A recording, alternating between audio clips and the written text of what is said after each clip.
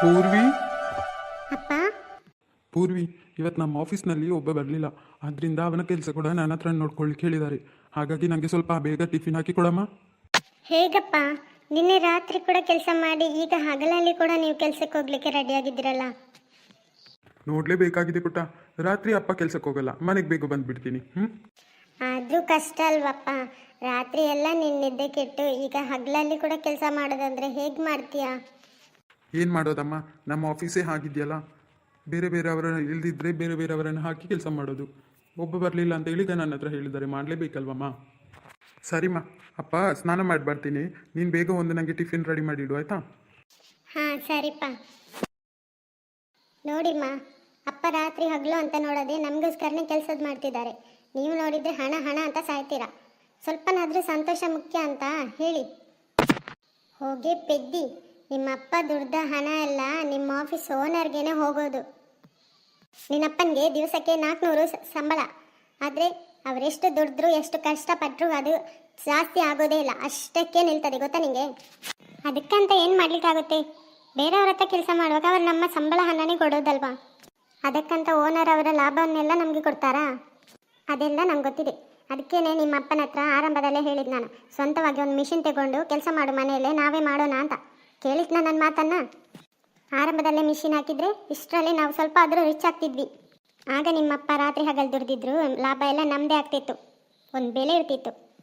ಒಳ್ಳೇದಕ್ಕಂತ ಏನು ಹೇಳಿದರೆ ಸಹ ನಿಮ್ಮಪ್ಪ ಕೇಳಲಿಲ್ಲ. ಇಷ್ಟೊತ್ತಿಗೆ ನಾವು ಹೇಗಿರ್ತಿದ್ವಿ? ನೀನು ಹಾಗೆ ನಿಮ್ಮಪ್ಪನ ಹಾಗೆ ಇರ್ತೇನೆ ಅಂತ ಹೇಳಿದರೆ ಏನು ಮಾಡೋಕ್ಕಾಗಲ್ಲ. ಲಾಸ್ಟ್ವರೆಗೂ ನಿನಗೆ ಕಷ್ಟನೇ ಪಡ್ತಿರ್ಬೇಕು.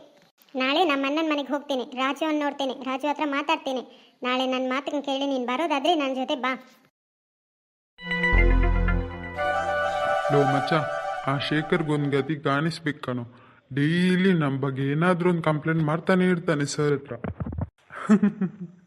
ಅವನಿಗೆ ನಿನ್ನೆನೇ ಒಂದು ಗತಿ ಕಾಣಿಸಿದ್ದೀನಿ ಕಣೋ. ಇನಿ ಅವನ ತೊಂದರೆ ನಮ್ಗೆ ಏನಿರಲ್ಲ. ಏನೋ ಮಚ್ಚ ಹೇಳ್ತಿದ್ದಿ? ಹೌದು ಕಣೋ, ಮತ್ತೆ ನನ್ನ ಹತ್ರ ತಲಹರಟೆ ಮಾಡೋಕೆ ಬಂದರೆ ಸುಮ್ಮನೆ ಬಿಡ್ತೀನಾ? ಈ ಕಾಲೇಜಲ್ಲಿರೋ ಯಾರಾದರೂ ನನ್ನ ಮಾತನ್ನೇ ಕೇಳಬೇಕು. ಕೇಳದೇ ಇದ್ದರೆ ಹೇಗೆ ಕೇಳಿಸ್ಬೇಕು ಅನ್ನೋದು ಕೂಡ ನಂಗೆ ಗೊತ್ತಿದೆ.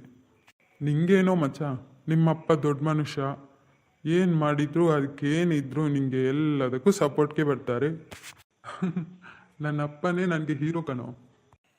ಹೇ ಸದಾ, ಅಲ್ಲಿ ನೋಡು, ಅಶ್ವಿನಿ ಬರ್ತಿದ್ದಾಳೆ. ನಂದಿನಿ, ಇವತ್ತು ನೀನೆಲ್ಲ ಟೆಸ್ಟಿಗೂ ಕಲ್ತು ಬಂದಿದ್ಯಾ? ಹಾಂ, ಬೇಕಾದಷ್ಟು ಕಲ್ತಿದ್ದೇನೆ. ಮತ್ತೆ ನೀನು ಇದೆಯಲ್ಲ ಹಾಗೆ ನನ್ನ ಹತ್ರನೇ, ಮತ್ತಿನ್ನೇನು ಬೇಕು? ಸರಿ ಸರಿ ಬಾ. ಏನು ನೋಡಿನೂ ನೋಡದೇ ಇರೋ ಹಾಗೆ ಹೋಗ್ತಿದ್ದೀರಲ್ಲ? ಇನ್ನೂ ಏನಂತ ಬೈಯೋದಂತ ಗೊತ್ತಾಗ್ತಿಲ್ಲ. ಏ ನಂದಿನಿ, ಅವನಷ್ಟಕ್ಕೆ ಕಿರಿಚ್ತಾ ಇರಲಿ, ನೀನು ಬಾ. ನಿಮ್ಮಿಬ್ರಿಗೂ ನಾನು ಕರೆದದ್ದು ಕೇಳಿಸ್ತಿಲ್ಲ? ಈಗ ನೀವಿಬ್ರು ನಿಂತ್ಕೊಳ್ತೀರಾ ಇಲ್ಲ ನಿಮ್ಮ ಕ್ಲಾಸ್ಗೆ ಬರಲಾ? ಏನು? ಹಾಂ, ಏನು? ಹಾಂ, ಗುಡ್ ಮಾರ್ನಿಂಗ್ ಅಂತ ಹೇಳಿ ಹೋಗಿ. ಏ ನಂದಿನಿ, ಇವ್ರ ಹತ್ರ ಏನು ಮಾತುಕತೆ? ಬಾ ನೀನು, ಕ್ಲಾಸ್ಗೆ ಹೋಗೋಣ. ನಾವು ಇವರೆಲ್ಲ ಓದೋಕ್ಕೆ ಬರ್ತಾರಾ? ಇವರು ಓದೋದೇ, ಬೇರೆಯವರನ್ನು ಓದೋಕ್ಕೆ ಬಿಡಲ್ಲ. ಇವರೆಲ್ಲ ಯಾಕೆ ಕಾಲೇಜಿಗೆ ಬರ್ತಾರೆ ಅಂತ ಗೊತ್ತಾಗಲ್ಲ. ಅದ ಅಶ್ವಿನಿ, ಅವರ ಅಪ್ಪನ ಆಸ್ತಿನೆಲ್ಲ ಕರಗಿಸ್ಲಿಕ್ಕೆ. ಸರಿಯಾಗಿ ಹೇಳಿದೆ ನಂದಿನಿ. ಏ ಅಶ್ವಿನಿ. ಏ ನಂದಿನಿ, ನಾಯಿ ಬೊಗಳಕ್ಕೆ ಶುರು ಮಾಡ್ತು, ಬೇಗ ಬಾ.